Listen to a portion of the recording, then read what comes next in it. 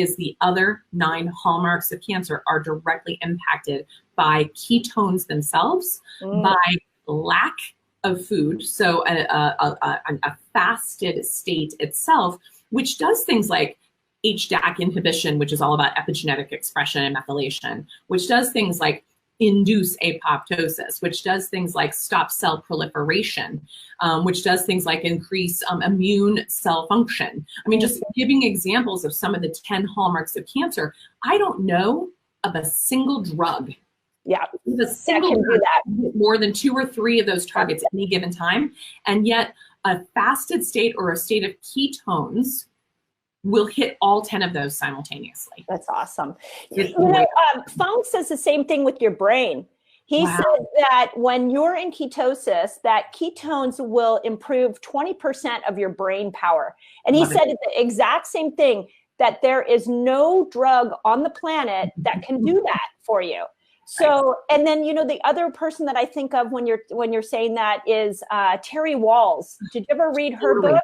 Oh, yeah. And in fact, that was like the answer to a few of your folks' questions on the forum today, is about autoimmunity and whatnot. This woman rebuilt her nervous system from the brain all the way through the central nervous system, thanks to a diet rich in a plant-dense, ketogenic, fasting combination diet, specific to recovering from an incredibly aggressive form of MS. Yeah. And I watched her for years, like get up on the stage with a cane to no cane, moving around. I mean, I watched her recovery in real time, of hearing her start to share her story years ago before she became who we all know her to be today, as well as getting funded research projects going in VA hospitals around the country. Awesome. Yeah. You know, what I love about her story is that she's a medical doctor, and she went the trial route with the trial medication and was like, let me go and get the best of the best in medical care. And that's when her decline started. And the minute she let go of that and she started to look at the mitochondria and really look at ketosis and ketones as healing to the mitochondria, and then there were obviously other things. She really just started to go in the right direction. So, and beautiful. And to see her repairing every year. And that's the other thing I'd like people to know is it's a process. It's not a switch. It's not like you went to bed one night and woke up with cancer, like your friend you described at 40 with the outside world looking perfect. But no one had ever thought to take a look under the hood to see what was brewing. Today, on the planet today, when half of the men and 1 in 2.4 of the women will per Western medicine statistics for the World Health Organization, the NIH, the NCI, National Cancer Institute, say that in the United States, 1 in 2 men, 1 in 2.4 women will have cancer in their lifetime. We have to start looking under the hood way before we become symptomatic, or way before we do our quote unquote preventative breast, mammogram. What the F is that? Like, there's nothing preventative about smashing and radiating your boobs annually and waiting to see what type of a bad experiment that leads to. Right. Yep.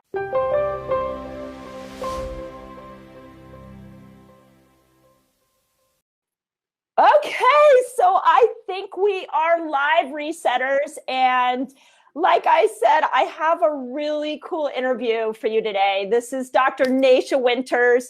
And it's so funny because when we interviewed you on Women in Wellness, you were like, I was like, is it Nasha? Is it Natia? Like, and you're like, it's like echinacea.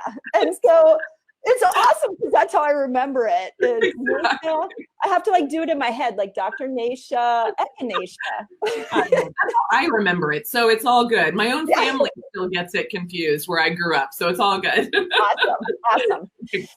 So thank you for coming on. I really, you can't see the 9,000 people that are watching right now, but this is my Resetter tribe. And this group is really near and dear to my heart. We've been doing some really cool things in here, like fasting. And we've done, in the beginning of the year, we did a 15-day metabolic reset where I threw all these different kinds of fast together. I put fast mimicking. I put a 36-hour water fast. We did some keto for 15 days. Every couple of days, we kept switching things. So, yeah.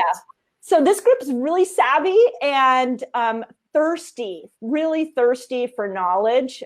So you're the cancer expert on, metabolism and cancer as a metabolic disease. So thank you for joining us. Thank you. And I actually think it's really important to point out to you and your tribe that you guys are far more expert at the cancer discussion than you think. Somehow we think they're separate, but it is exactly everything you're dealing with. It comes right down to a metabolic mitochondrial hiccup. That's all it is. Right. And so we try and make it so much scarier and bigger than it really is. But you really are the sort of the mitochondria, like the keepers of the mitochondria is sort of how I see this group. I love that. And you know what? For the longest time, the way I would explain cancer to patients was all a cancer cell is it was a healthy cell that turned into a cancer cell. Exactly. So once you identify what turned it into the cancer cell, then you can stop making cancer. And I think that's really what we're trying to do with all the fasting and the keto, is really just all of us, whether you have cancer or not, is stop making cancer. Exactly. And then remember, all of us have cancer, all of us. Right. None of us are without it. It is part of us. And as you stated, it's sort of kept in check by other metabolic processes in the body. And it only goes haywire when enough sort of things accumulate in sort of that mitochondrial bucket until it overwhelms the system and we basically lose sight of what keeps things in order, what keeps things in communication. And so one of my colleagues, a really well-known naturopathic oncologist, she calls cancer sort of the ultimate sociopath. And so I like that because it's sort of like, it goes a little cray-cray and has no regard, no remorse for what will happen. And it will eventually kill itself in the process because it will utilize all the resources until there's nothing left. We can reestablish remorse and stability anywhere along that journey. It sometimes might be a little more difficult in certain situations than others, but I want people to always feel that sense of hopefulness that you can keep cells that are currently moving about the building not becoming rogue, and then cells that have sort of gone off the deep end, like you said, explore and find out what might have contributed to that process and correct it and stabilize things. And really, this becomes no different than a maintainable chronic disease process, just like osteoporosis or diabetes or cardiovascular disease, which I saw on your amazing face group page. Are a lot of questions with regards to other conditions, even outside of cancer. To me, it's all in the continuum of mitochondrial dysfunction. Right, which is so exciting. I posted an article this morning from Thomas Seyfried. And, as we talked, if you guys haven't seen the discussion that we had on women and wellness, I posted that podcast yesterday. Dr. Natia is a cancer survivor. She will tell you her whole story on that podcast. And when she approached her own cancer healing process, all we knew, or what she was at least smart enough to figure out, was that perhaps it wasn't a genetic issue, that it was more that there were other parts of the cell that were really struggling. And Seyfried is really one of those people that has turned our vision from saying, this is genetic, so sorry, it's in your genes, there's nothing you can do, to wait a second, this is a different part of the cell that is getting sick. So before we jump into like fasting, can you talk a little bit about the mitochondria and how it plays a part in creating a cancer cell? Sure. Now, most of us remember from just our sort of like 5th grade biology class, that little image of the organelle within the cell known as the mitochondria. We only remember it being called the mighty mitochondria, and that's about all we recall from our undergraduate or grade school biology class. Yeah. So we knew it had something to do with energy. So it creates energy, but it is dependent 100% on the energy we feed it, on the input we give it, whether it's from our food, our water, our air, the environment around us, even our thoughts impact the energy distribution from those little vulnerable cells. And I use the word vulnerable because they are kind of the least walled off and least guarded of all of our cell structures. So that's by design, because they also need to be able to adapt and communicate very effortlessly with what information is around them, either directly in the cytoplasma or from other cells around the body. And even within a single cell, depending where it's located and what organ, you might have thousands and thousands of mitochondria all stacked up together that are talking to each other. But basically, those little guys can be very vulnerable in a good or a bad way to what input we give it. So if, for instance, we've now learned things such as, our well-meaning, let's give a Tylenol to a little one who has a fever to break the fever and make them comfortable, we now know that that was probably one of the worst ideas we've ever had. And yet we still dish it out like M&Ms. It's an over-the-counter medication, and it's also one of the most toxic mitochondrial poisons there is. And we've even learned that it may be one of the big contributors to childhood cancers, as well as to the autism spectrum disorder, which are in and of themselves mitochondrial damage disease processes. So that's just a really good clue that we're all aware of on a daily basis, but it's so much more than that. I saw that one of your readers or one of your people on your group was asking about, well, what is sort of the right food combination for the mitochondria? I saw that, yeah. It was a really good one. And one of the things, we talked about a lot in our first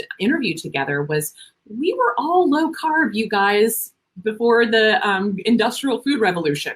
Yeah. That was not weird. That was not trend. That was not fad. That was the way it was. Yeah. And we expended that input more readily than we do today. So we had to work hard for those carbs, and we spent them as quickly as we accumulated them. But we also ate only about 30% of our diet as carbohydrate at that time. And today we average about 70 to 80% of our diet is carbohydrate. So that's a big change in 1850s or so, and we started the industrial food processing of flour and sugar. And that's when things really took a turn, big turn. I think that's such an interesting point that you make, because what I see when I sit down with a client is they'll tell me, oh, I've got an incredible sugar addiction, or you'll never be able to get me over my sugar addiction, or I can't stop eating. And then we start to slowly move them towards a keto diet. We start to teach them fasting. And there's like something miraculous that like clicks in. And all of a sudden they're like, wait a second, I can do this. And I think what's really important for people to understand is the principles around low carb, around fasting. They're innate to your body. It was once the Industrial Revolution happened, once we had access to food all the time, once we started getting our taste buds around processed foods and grains and sugars, that's unnatural. And what you and I are really trying to get people to is to get back to what the human body was designed to eat and operate like. Exactly. And you guys nailed it. I mean, the whole, idea behind your group is resetting everything. And it's taking it back to a place of innate wisdom of how we were meant to be as these dual hybrid engines, which takes us right back to the final component of the mitochondria as we understand it, is the way we process energy, take information in and process it and distribute it throughout the body. But specific to cancer, when we have a healthy functioning mitochondria, it does a heck of a lot more than just create our energy sources, a lot more. In fact, one of the most described or overlooked concept around mitochondrial function with regards to the cancer patient is it is up to the mitochondria to create apoptosis, which is programmed cell death. So basically, you have a condition that showed up because of damaged mitochondria, and yet you could throw every chemo, radiation, surgery, fast, although fast has some help here, but other supplements, different things at this process.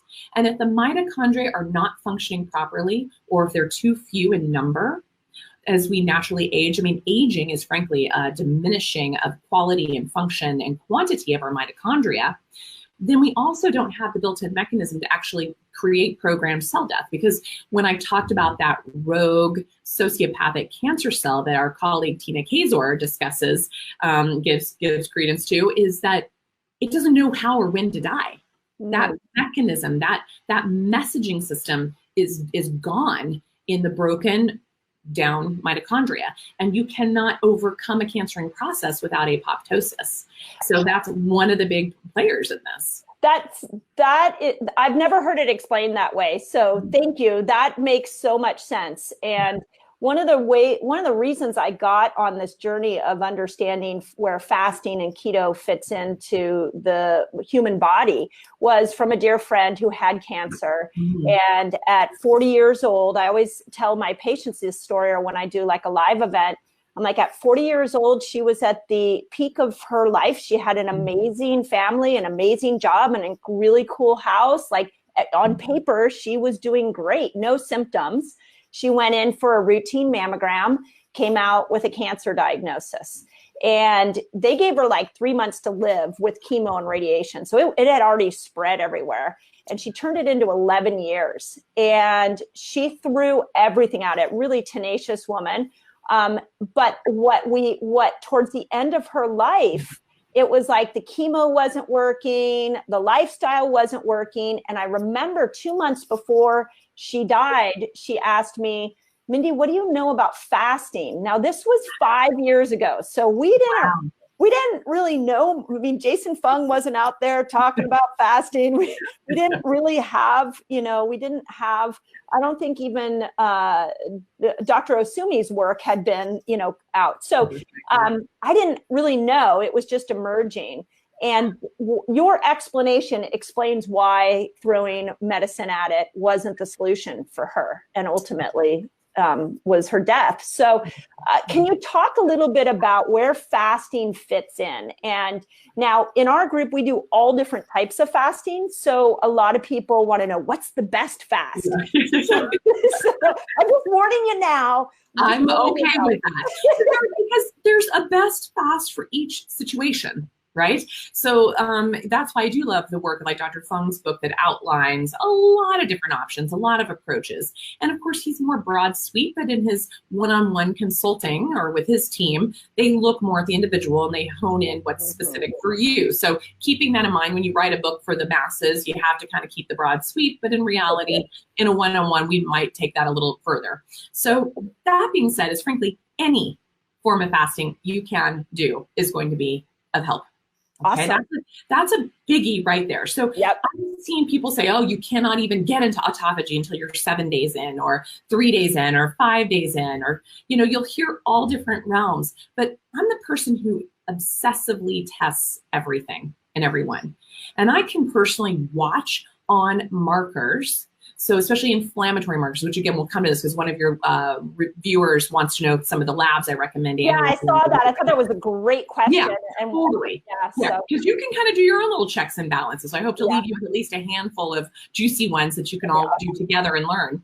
But basically, you can watch markers of inflammation drop. You can watch the immune system sort of wake back up. You can watch even autoimmune markers or cancer markers fluctuate in the right direction, just even from a 13 to 16 hour window. That's awesome. And to remind your listeners that even the MD Anderson study that showed that just women who fasted for 13 hours a day, and it didn't even talk about what they were eating or not eating. It just said those who maintained a 13-hour window with no food had a 70% reduction in recurrence compared to the populations that ate in a longer feeding window throughout the day. Wow. That right there is a big wow. That's huge.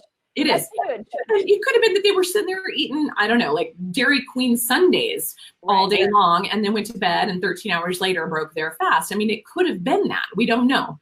But ultimately, just simply that. We've gotten so overfed and undernourished.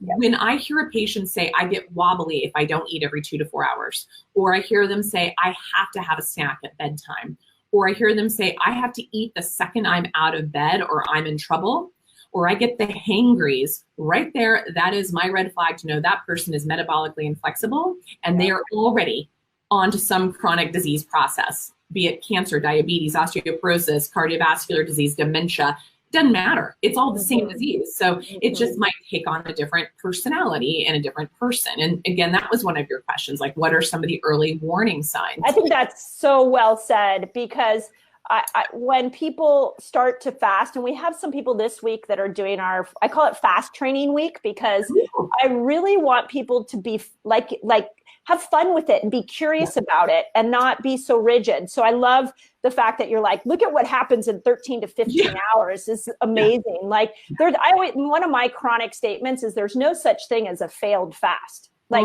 if you go 12 hours, great. And you were going 9 before, awesome.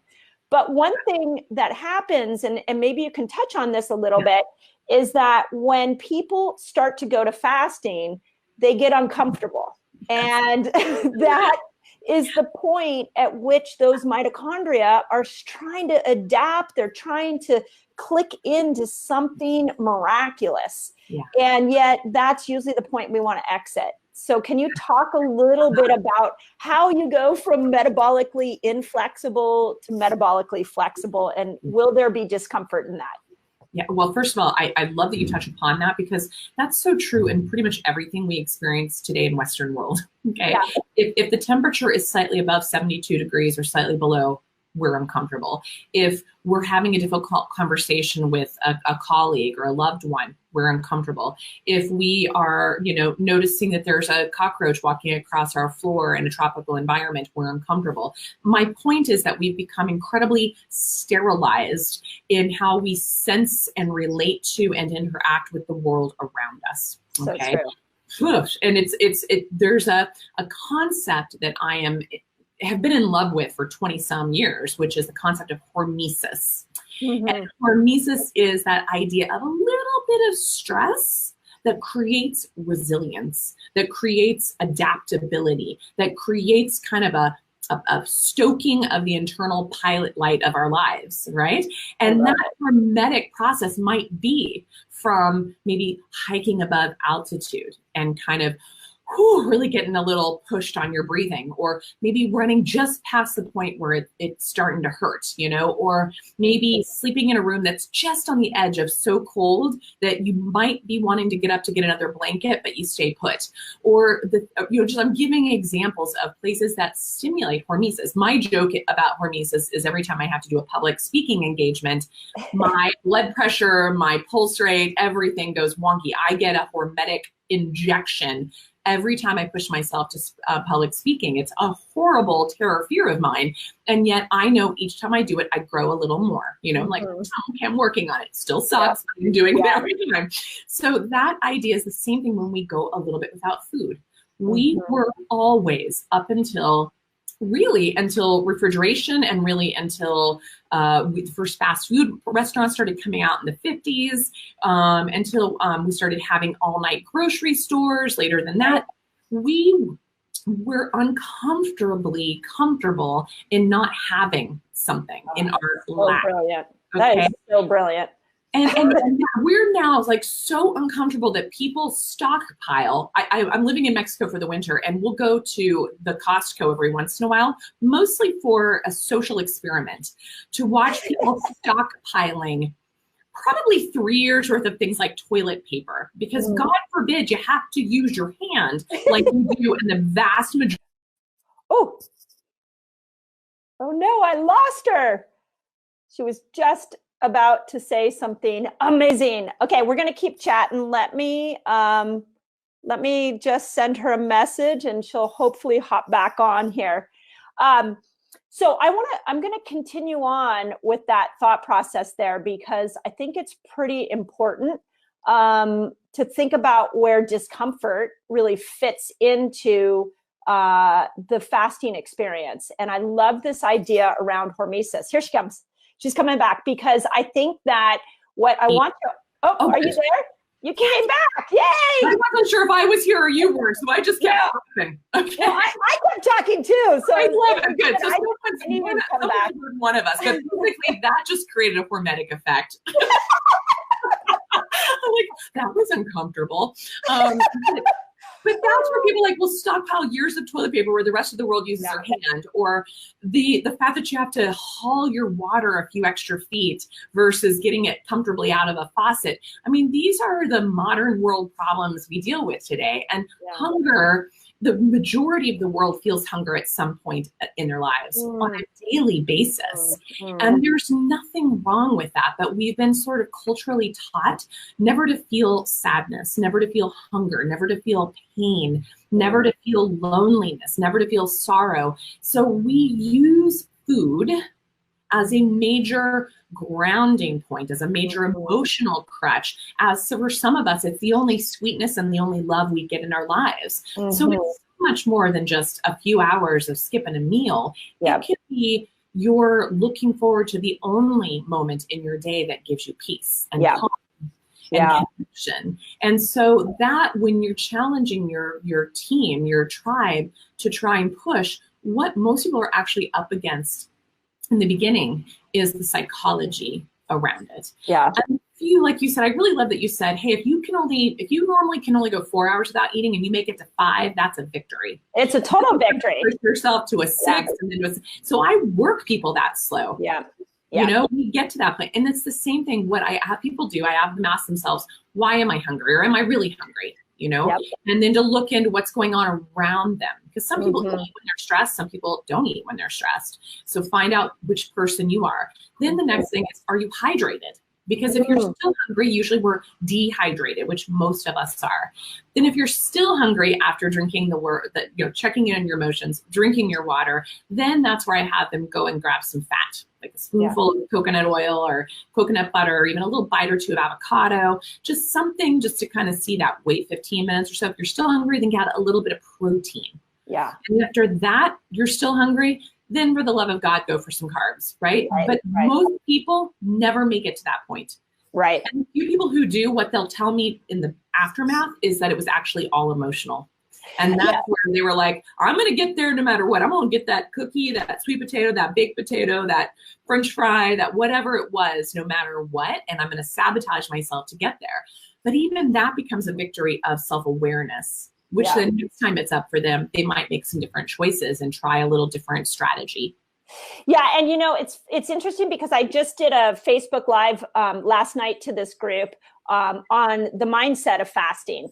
And it's so funny, it's like you tapped into exactly what I said, that what I realized in my own journey with fasting is it was a beautiful mirror for how I use food. And I realized that a lot of times food was just a state changer for me. It was just trying to change an emotional state. But there were a lot of other tools that I had, like listening to music. I actually got this idea. Maybe when we're together in Nashville, we could create this. I got this idea of what if we all put together like the most inspiring, exciting songs, and we put it on a Spotify list. And when you're like in the fasting, like, oh, I don't want to do this anymore, you put on a list of music that changes your state. Isn't that a great idea? Love it. Yes, TM that. That's so good. Yes. Okay. So maybe we can look and pull together our music loves, and because I do think it's all you're looking at when you get into that discomfort. There's an opportunity there to go, okay, how do I use food? Why am I using it? Do I use it for joy? Okay, yeah. And so I use it for joy, but gosh, there are a lot of other things you can use for joy. And understanding that is really cool. Huge. It's so empowering. And then the other side of it is once people start to, because I'm a science geek and I like the data, once people start to recognize all of the benefits on a physiologic level. So for instance, specific to cancer, when we look at the hallmarks of cancer, there are 10 hallmarks of cancer. And you could just Google that right now and go list the hallmarks of cancer. It's also a whole section in our book. But people like Adrian Scheck and Thomas Seyfried and Dom D'Agostino and a lot of those in the cancer research realm that work with fasting and work with ketogenic diet and cancer states, what we have been learning in the research is we initially thought it was just coming in on that glucose starvation level. And which is one of the 10 hallmarks of cancer. The cancer really loves its sugar. There are some theories, at least in cell line studies, that some cancers are more metabolically active than others, meaning some are more glucose sinks than others. But ultimately, we all can do well on a low glycemic diet, depending on what's going on. So I want to kind of throw that little side note in there. But ultimately, what we found is the other 9 hallmarks of cancer are directly impacted by ketones themselves, by lack of food, so a fasted state itself, which does things like HDAC inhibition, which is all about epigenetic expression and methylation, which does things like induce apoptosis, which does things like stop cell proliferation, which does things like increase immune cell function. I mean, just giving examples of some of the 10 hallmarks of cancer, I don't know of a single drug. Yeah, the single drug, more than 2 or 3 of those targets at any given time. And yet a fasted state or a state of ketones will hit all 10 of those simultaneously. That's awesome. Fung says the same thing with your brain. He said that when you're in ketosis, that ketones will improve 20% of your brain power. And he said the exact same thing, that there is no drug on the planet that can do that for you. So, and then, the other person that I think of when you're saying that is Terry Walls. Did you ever read her book?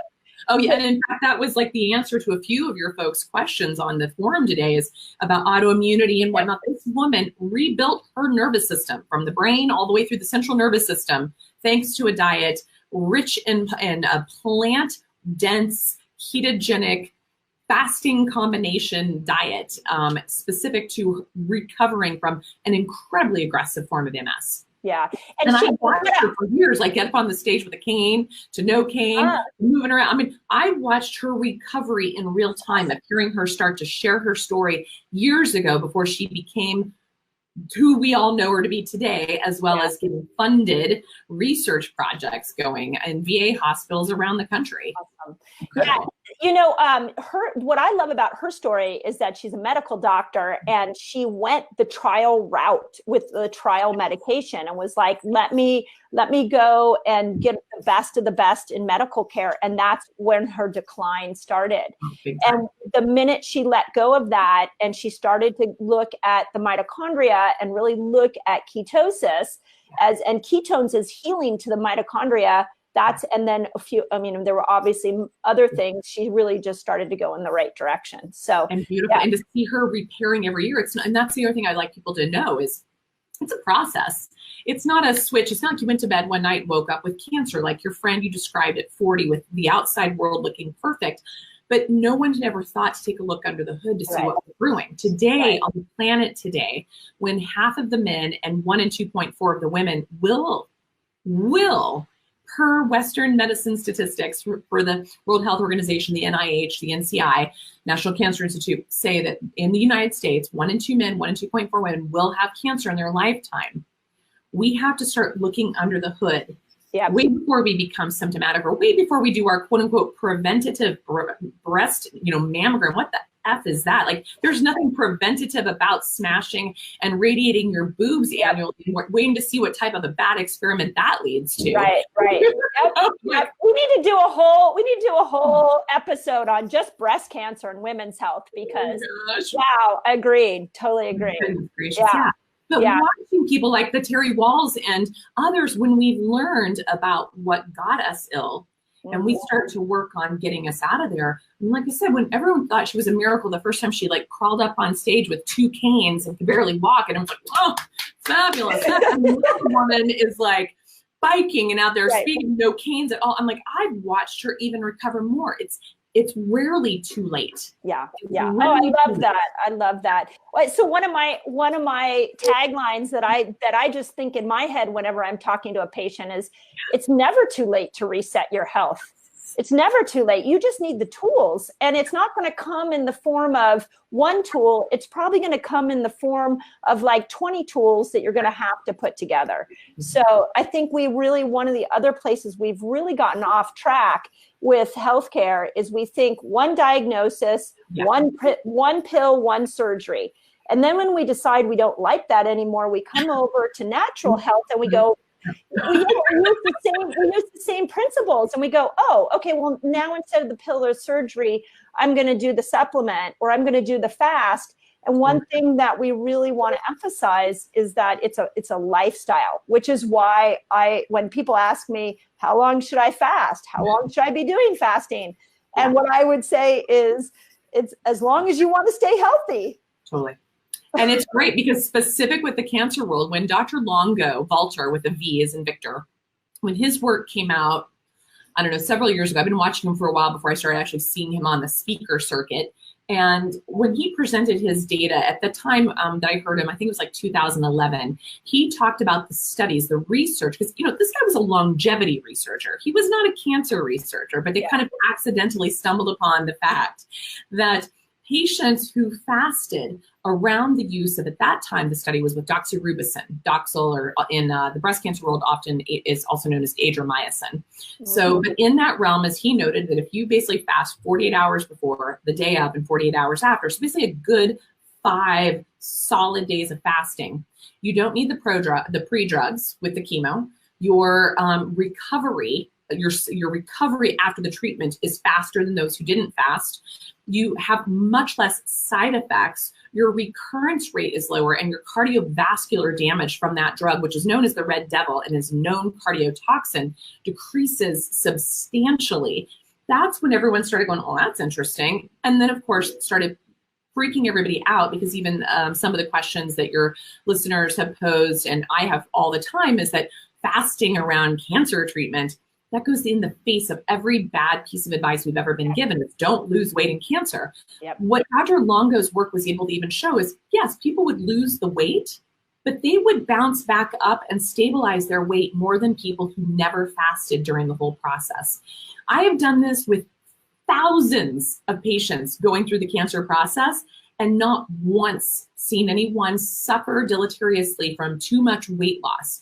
I tell people there's a difference between being skinny and losing weight versus metabolic wasting. Yeah. What your doctors are trying to avoid is metabolic wasting, but it is not a calorie-centric process. So you can throw 10,000 calories a day of crappy Sonic milkshakes and angel food cake, which is actually in the recommended eating list from the American Cancer Society.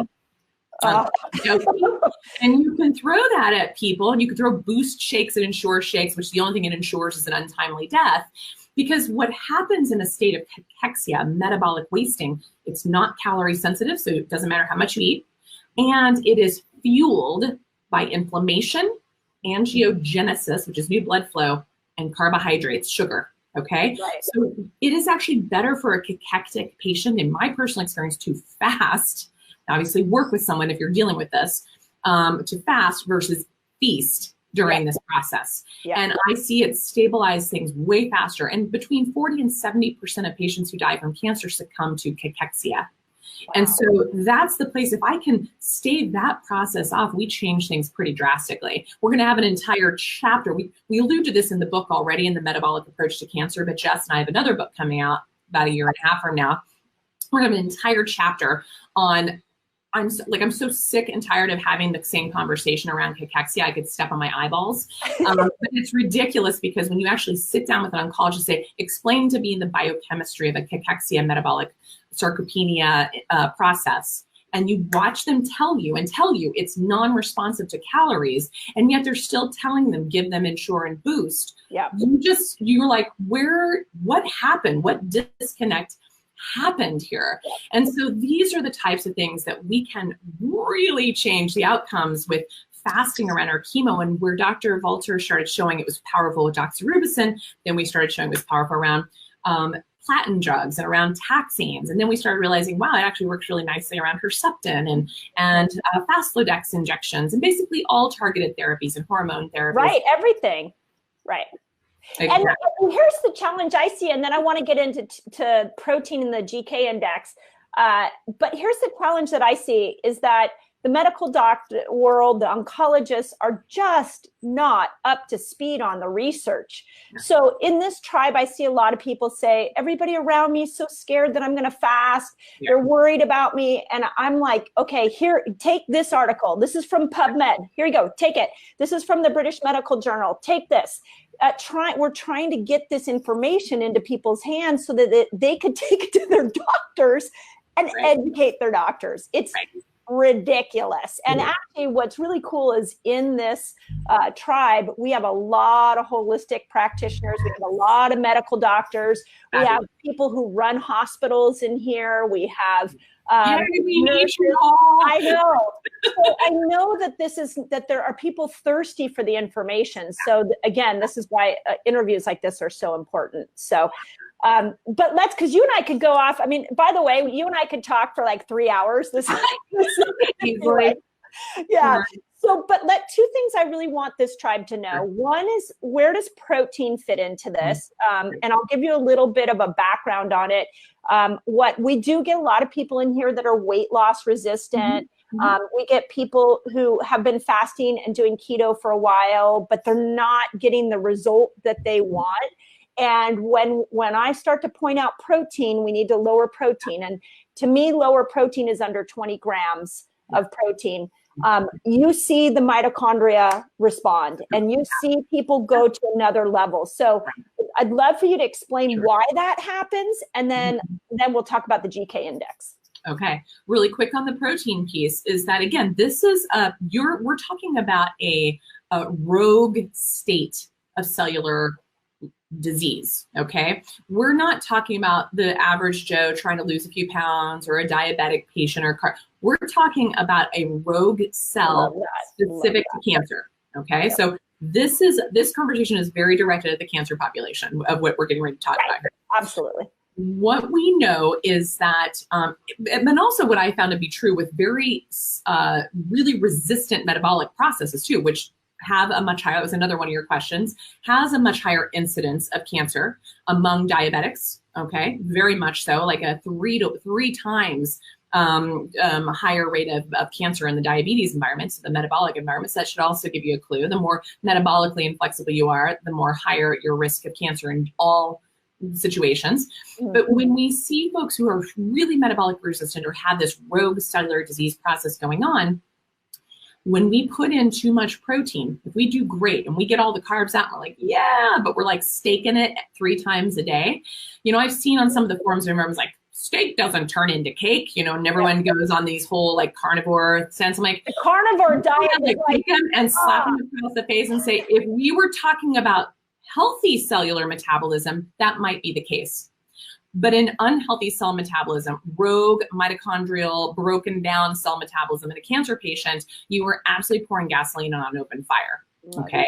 And so what happens in these situations is they take that and they turn it into gluconeogenesis, new glucose, and they start to fuel you just as much with the protein. So we very much keep our patients at about 0.8 gram per kilogram maximum protein levels.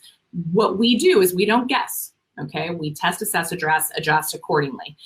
We never guess in this realm, especially in the cancer realm. So if we are finding that at 0.8 grams, we are getting desired insulin, hemoglobin A1C, GKIs, insulin growth factor rates, then fabulous.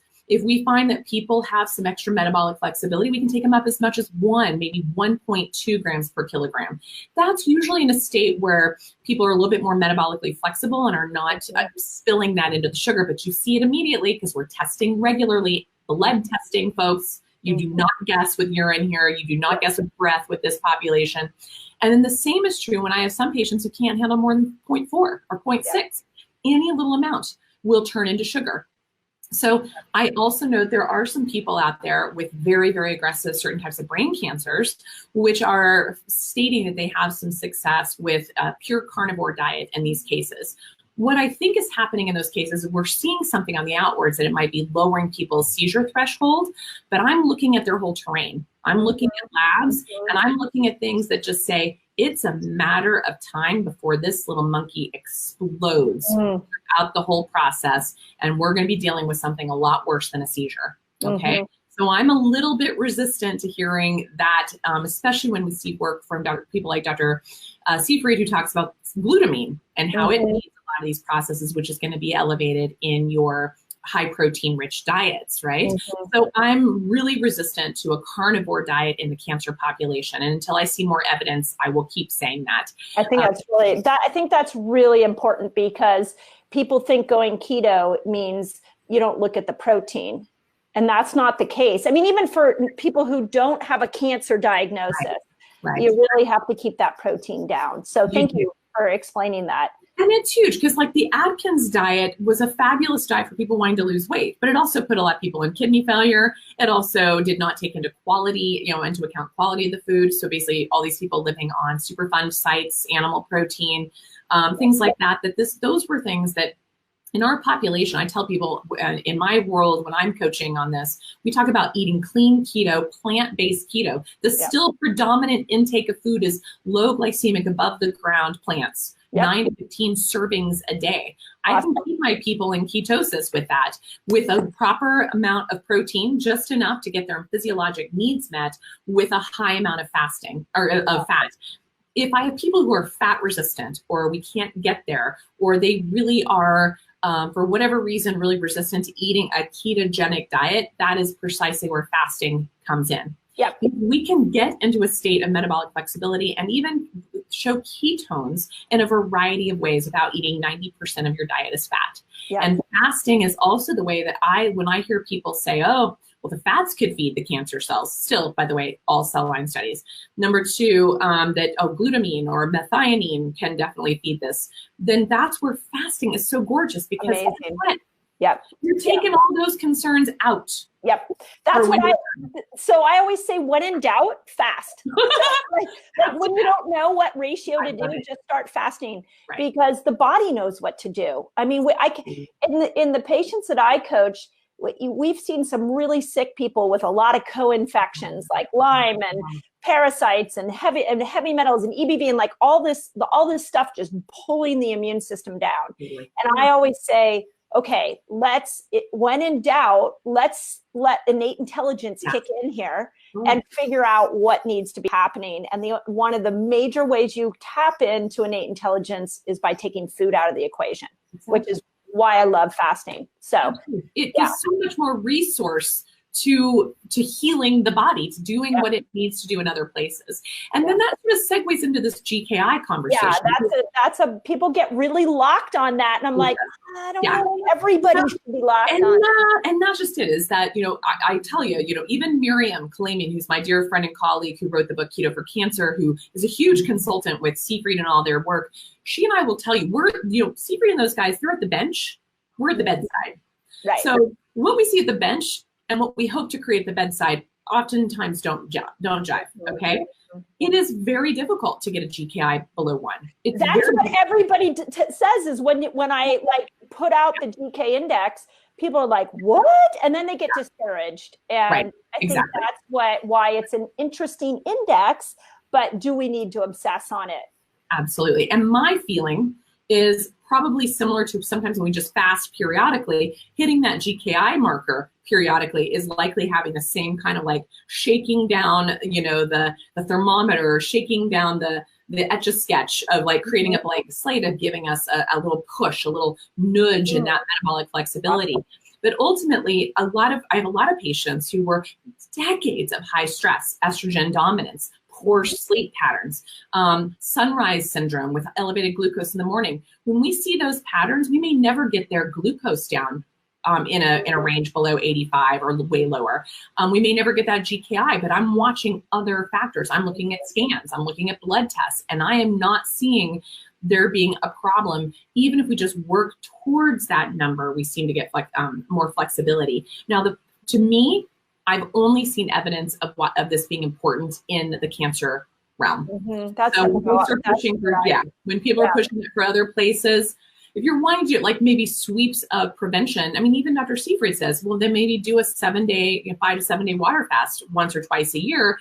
There you go, right? There's your prevention. There's your cancer vaccine. That approach maybe versus trying to daily hit that number, because guess what happens when you're under stress because you're not hitting your GKI? Your GKI never comes out. Right. And let's go back to something you said early on, is that thoughts will control the cells. I mean, Bruce Lipton taught us that, and so if you're so stressed about hitting the numbers, then you're not doing yourself any good either. So I think that's a super important point. The other thing that I want to point out to the tribe is that what I've noticed when you are trying to bring your health back, whether it's from a scary diagnosis like cancer, whether it's just because you feel crummy and you want to get yourself back on track, that there are literally two things you have to look at. One is you have to look at your lifestyle, which is what we're talking about. And there are a lot of pieces in lifestyle. There's fasting, there's keto, there's get out in nature, get sun, get exercise. I mean, we could talk about that forever.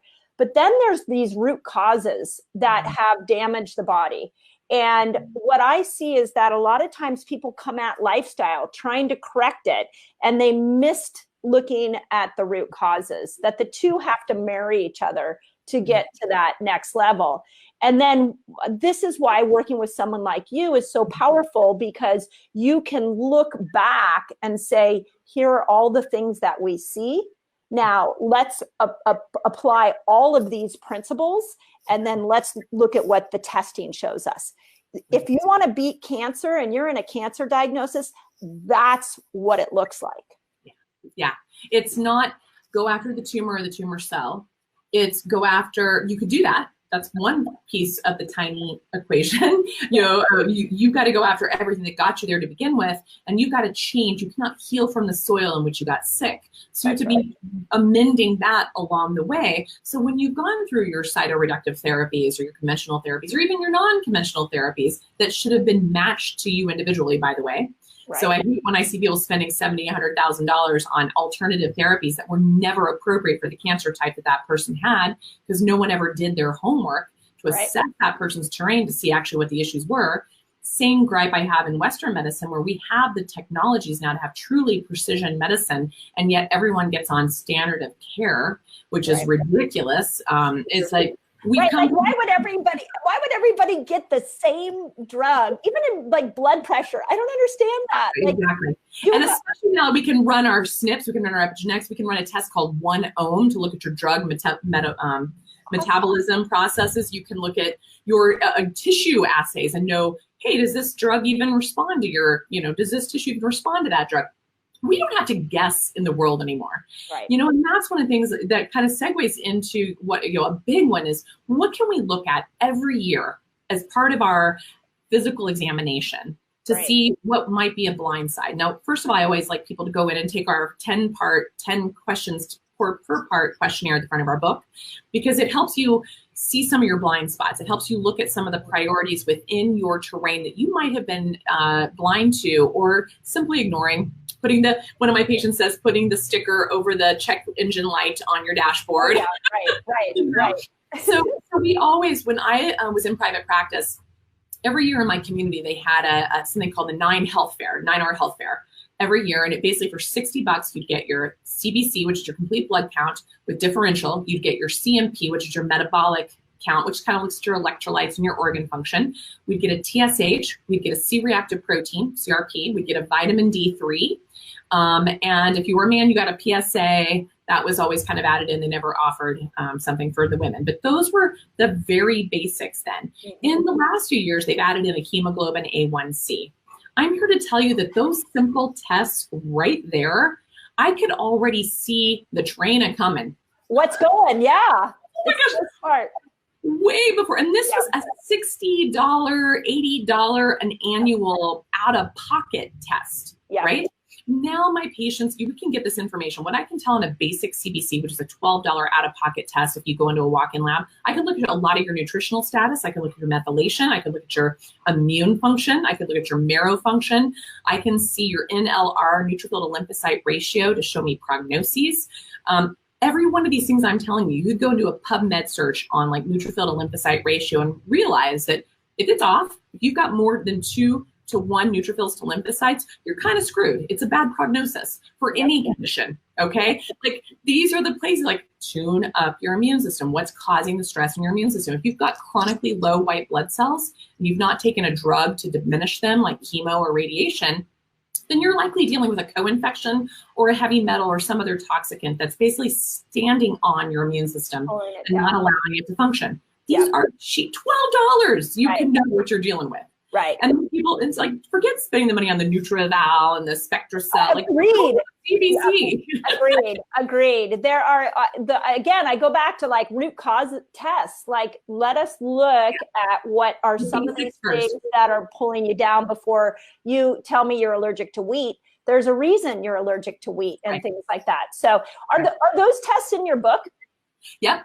Each section I kind of have a section like under the inflammation. Everyone should be looking at their C-reactive protein, their high sensitivity CRP every year. It should be under 1, always. If it's even 1.1, you got something brewing. Okay. If it's much higher than that, that's also prognostic in a lot of disease conditions. And by prognostic, what I mean is that it basically says if you have this current disease state, your likelihood of recovering from it is poor. Right. Okay. So that's a key, getting that down. My trifecta that my patients have called my trifecta, I think everyone should get this run every single year. An LDH, a lactase dehydrogenase. This used to be part of a complete metabolic panel. We threw it out about 15 years ago, which is ridiculous because that really is our marker of metabolic mitochondrial function. Just think about why do we go look at the Krebs cycle, you guys. And we're talking about like how you're metabolically functioning. It's also one of the main markers in cancer evaluation, especially like lymphomas, leukemias, multiple myelomas. It is the cancer marker.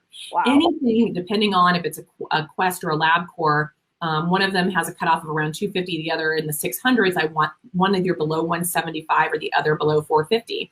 And then the third part of the trifecta is the sedimentation rate, also known as the ESR. That should be under 10. When any of those are individually high, there can be a lot of different reasons. But when all 3 are high, I know that there's something like a cancer already likely brewing. Okay. Say the 3 again. It was LDH, ESR, and what was the third one?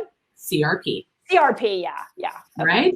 And that right there, so if people pay for a CBC with diff, a CMP, and a trifecta every year, you're paying about $105 out of pocket to invest in a basic screen of your healthcare. The other thing is if folks get their vitamin D levels well above 50, right there we cut the incidence of all chronic illness across the board per the vitamin C Council of the NIH by 70%. Right? You'll be shocked at how many people are walking around with levels below 50. If you're dealing with autoimmune conditions or cancer, I'm wanting it between 80 and 120 typically. I will tell you this, like if I see someone's vitamin D and it's under 30, I'm already very concerned of stuff happening. If it's under 20, I'm looking for cancer. Okay. That's how significant this is. Ferritin, another big overlooked one. People think they're anemic all the time, but there's 26 different types of anemia, of which only one of them is iron deficiency. And the only way to quantitate that and quantify that is with a ferritin, which is an iron storage. That range should be very narrow, between roughly 35 to 70, 75 max. If it's above that, you are oxidizing the crap out of your body, and you are also fueling cancer processes. And it's also a significant finding when there's other metal toxicity on board. I was just going to say, when I see ferritin off, I'm like, lead. Yeah, that is binding. Same thing with things like calcium, binding. Nailing it. Binding to that. Nailing it. And we shouldn't be supplementing iron or copper or calcium. Even if they're low for another reason. You want to go to the root cause to change the absorption of those minerals versus give the minerals, because they don't metabolize the same way. And then the other one we want to look at, hemoglobin A1C. Okay. Everybody should be under a 5. Everybody. If you are above a 5, you are metabolically inflexible. If you are encroaching on 5.5, that's what we call quote unquote pre-diabetic. At 5.7 in parts of this country, you're already diabetic. Western, if you live in the southeast part of the world, southeast part of the US, they say you're not diabetic till after 6. Please don't wait for that point. Okay. And that is, again, that's glycosylated end products. That is also basically the browning, the oxidizing, the rusting of our inner engine. So if the higher that number, the more rusted out you are, the faster you're aging, and the higher risk of all mortality and all chronic illness. So if you did nothing else but get those 5 tests, CBC, CMP, trifecta, the vitamin D3, the ferritin, and the hemoglobin A1C every year, I will be able to tell you with that amount of testing exactly what you like. I can almost guess your longevity. I can almost guess your disease condition. And these tests are nothing. And then if you want to dive deeper, we can do, like you said, go into some of the specialty testing to find out precisely. But that's what freaks me out is all the people who said I was healthy until I was diagnosed with cancer. No possible way. Was that possible? No possible. Right. Yeah. Oh my God, I have so many things to say on that. But our time is up, and I want to do one thing because you're go back and you'll look at the comments. People are making some really great comments. Well, when this live ends, then you can go into the Resetter group and look at the comments. I will check that out. But here's what I want to end on, because I think that it like somebody just said, so much good information, I don't know where to start. And this is what I'm going to tell you is here's where you start. How many of you have been given your blood work by Kaiser or by your medical doctor, and they say everything's fine, and then they send you your blood work and you don't know what to do with it? So let's just recap what you want. There was, and I'll go through the tests, and then you can tell me what the ranges are. And then what I would say is, why don't you all go and pull up that blood work and look at that? And if there's an imbalance, then I would say start with fasting and start with what we're teaching you all in here. And if it doesn't change, that's where you got to reach out and get help. Totally agree. That's a very safe place to start. It's hard to do the ranges on the CBC and CMP because we could take 20 minutes just going through each of those individually. But basically, when you're looking at a lab range, remember the labs are based on the average of the population in the region in which they were tested. So that's why you'll see variations across the US. Right? So you want to be on the inner parameters, basically. So I tell people, shave off points on either end of their range and make sure you live within that. That's kind of the simplest place. But when we talk about some of these other tests outside of CBC and CMP, I want your ferritin between, say, 35 and 75. Okay. I want your vitamin D3 at least at or above 50. But if you're dealing with a chronic illness, really getting yourself up there closer to 80. And again, work with a functional practitioner because there's a tiny population that can have some issues with a higher level. I've seen 2 out of tens of thousands, so it's not that big of an issue. A hemoglobin A1C under 5. Yeah. And I should throw out, maybe an insulin is a good one to run. I like it around 3. So that's good. And then, the CRP under 1, you want to get a high sensitivity CRP under 1. A sedimentation rate, also known as an ESR, under 10. And an LDH, also known as a lactase dehydrogenase, or an LD, it comes with LDH or LD under 175 or under 450, depending on the lab ranges. That right there gives you a place to start to look. And if you haven't had those tests run, it's time to go get them run. Yeah, there's lots of ways you can run them on your own. I mean, walk-in labs, direct labs, tons now. Yeah. Unless you live in New York State, just go over to Connecticut. That should be easy. Totally. But then, like you said, start there and maybe take the 10 questionnaire and see what's standing out. Because we ask questions that people wouldn't normally think of. Okay, we tried really hard to, what are blind spots in the world today that people don't recognize or being exposed to or dealing with chronically? And then once you have that information, like you said, the fasting is a great strategy place to start. And if it doesn't alter it, usually, just to give you an example, kind of a rule of thumb, I tell folks every day 13 hours, twice a week 16 to 18 hours, once a month 3 days of water fasting is sort of what I push for people to get to in their general health and wellness that aren't dealing with a chronic illness. Then at that point, maybe 2 or 3 sessions, cycles, months of that would be when you retest those labs and see what that's done. If you're dealing with something more aggressive, you might work with your provider to maybe do a little deeper dive into a longer fast with medical supervision and take a look at that, because we can change. When we would do women in cancer retreats, we would get these labs the week before the 4-day retreat.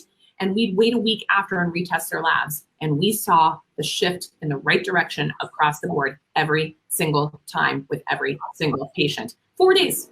4 days. Awesome. That's awesome. Yeah. It's never too late. It's never too late. Yeah.